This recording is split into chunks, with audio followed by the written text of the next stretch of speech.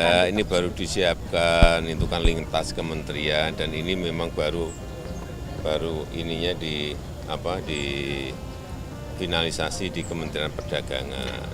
Karena kita tahu itu berefek pada UMKM, pada produksi di usaha kecil, usaha mikro dan juga pada pasar.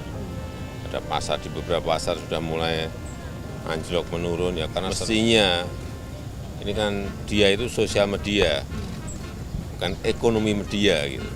Itu yang baru akan diselesaikan untuk diatur posisi regulasinya di Kementerian Perdagangan. Yang lain-lain sudah rampung, tinggal di Kementerian Perdagangan. Kita tunggu ya. Halo Sobat Forum, bersama saya Puspita Chandra Dewi, inilah Forum hari ini.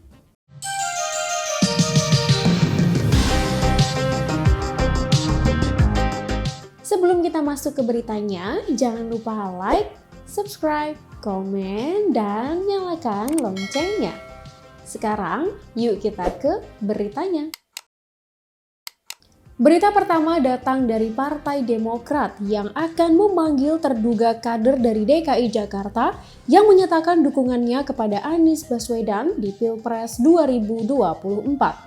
Hal ini diungkapkan oleh Wakil Sekretaris Jenderal Demokrat Janssen Sittindaon lewat media sosial Twitter atau X pada Jumat 22 September 2023. Janssen menyadari jika ada sebagian kader yang masih belum move on lantaran partainya bersama Anies Baswedan selama hampir setahun.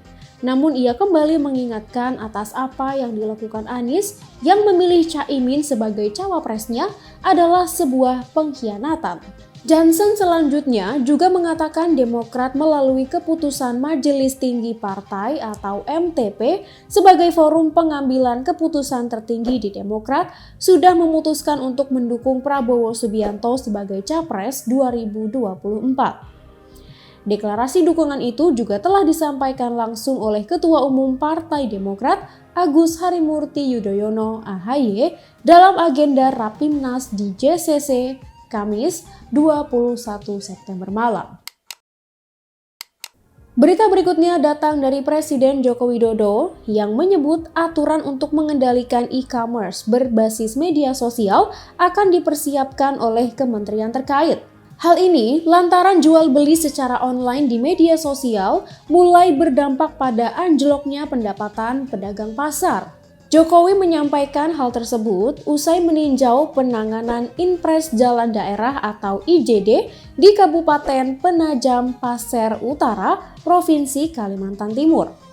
Jokowi juga mengatakan jualan secara online dengan menggunakan sosial media ini harus segera diatur.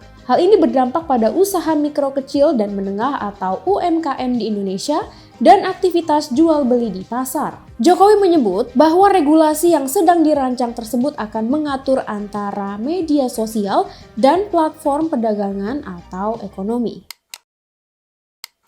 Berita terakhir, Presiden Joko Widodo mengungkapkan proses pembangunan Ibu Kota Nusantara atau IKN.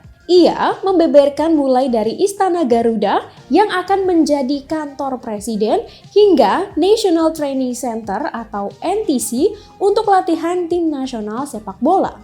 Jokowi pun menyebut jika Istana Garuda akan selesai dibangun pada Maret 2024 mendatang. Jokowi menyebut kantor presiden di IKN berbentuk burung Garuda mengepakkan sayap dengan lapisan 4.650 bilah baja. Jokowi juga membeberkan proses pembangunan NTC yang akan menjadi pusat pelatihan timnas. NTC akan berisi 8 lapangan, asrama pemain dan ofisial, serta berbagai fasilitas penunjang lainnya. Pembangunan lokasi ini menggunakan 95 miliar rupiah APBN dan 85,6 miliar rupiah hibah FIFA Forward. Selain itu, Jokowi juga meresmikan pembangunan pusat persemaian Mentawir. Lokasi ini dibangun untuk memasok 15 juta bibit tanaman per tahun. Bibit-bibit itu digunakan untuk menghijaukan hutan-hutan di Kalimantan. Dalam kunjungan di IKN itu, Jokowi juga meletakkan batu pertama untuk pembangunan Rumah Sakit Abdi Waluyo. Pemerintah mengucurkan 2 triliun rupiah untuk membangun rumah sakit berisi 400 kamar tersebut. Jokowi mengatakan pembangunan IKN masih sesuai jadwal yang ditetapkan pemerintah. Ia optimis pemindahan ibu kota negara bisa dimulai tahun depan. Demikian berita-berita yang dapat kami rangkum untuk forum hari ini, Sabtu 23 September 2023. Untuk semua sobat forum, jangan sampai lupa terus update berita-berita terkini kalian di www.forumkeadilan.com. Saya Puspita Chandra Dewi, sampai jumpa.